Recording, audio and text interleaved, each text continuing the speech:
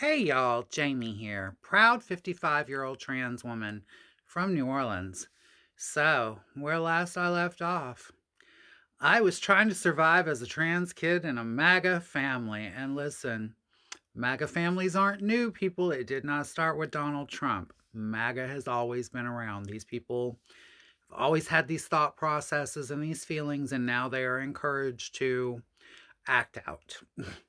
So listen, I just thought it was time to shed a little light on what it was like to be a kid in one of those families, one of those good all American families.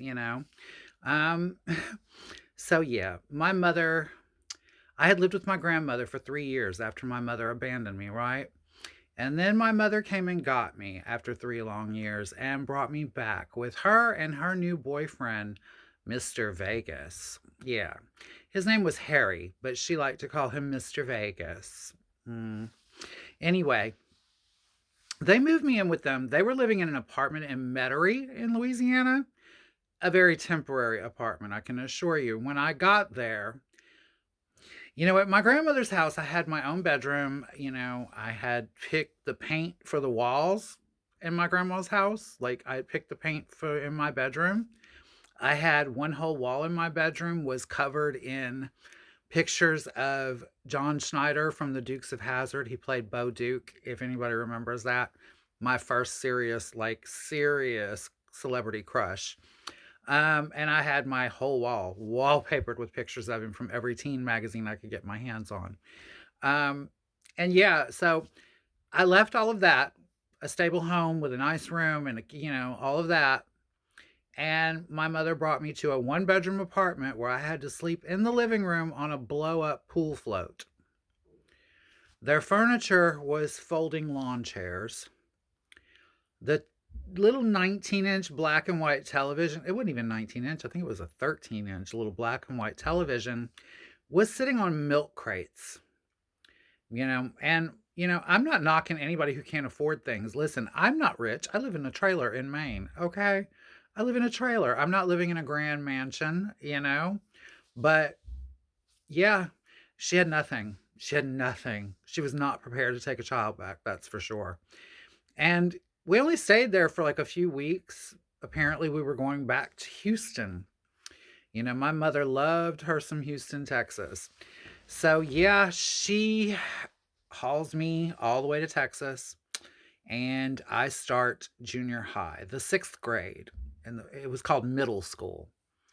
And, first of all, the summer I was there, listen, we were staying with a friend of Harry's named George. George was a character. George was a heavy set, like he drove a tow truck.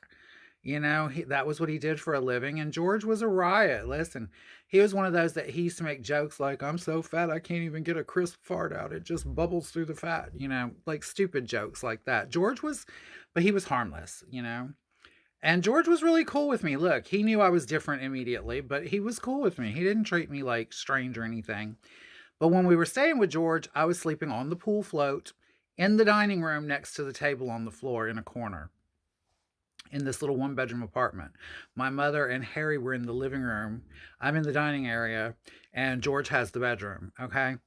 So I go out to the swimming pool.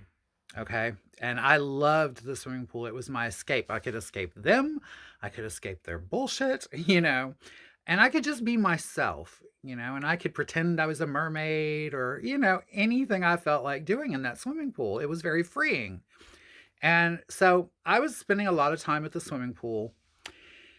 And one day I'm out at the pool and this older Latino guy, I think he was Mexican. I'm pretty sure in Houston, pretty strong odds he was Mexican. He may not be, so let's just say Latino. Probably about 40-ish, salt and pepper hair, very good looking, like very handsome man. I was 11, like 11, okay? And as I said in previous videos, the boys smelled it on me young. Like, they were on my scent young. I had my first boyfriend when I was 10 living with my grandma, and he was 14. And we were seeing each other for a year. The last year I was living at my grandma's house. So boys found me. But this was not a boy. This was like a 40-year-old man. And he got in the pool with me. And at first, he acted very, very nice, very polite, very sweet. How are you? Nice to meet you. All of that. Then he was like, oh, let me help you with your swimming. And, I felt a vibe. Listen, I was a child of sexual abuse. I felt the vibe, but I didn't really know what to do.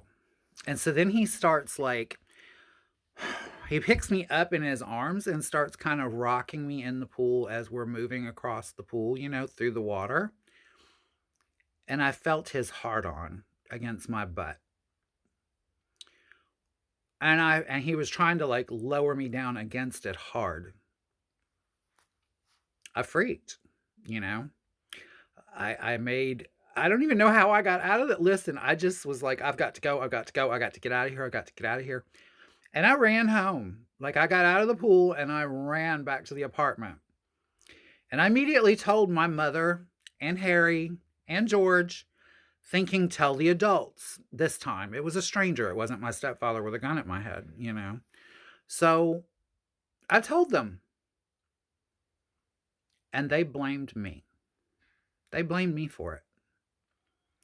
And if y'all want to know what happens next, y'all know the routine. Be here tomorrow and I will too.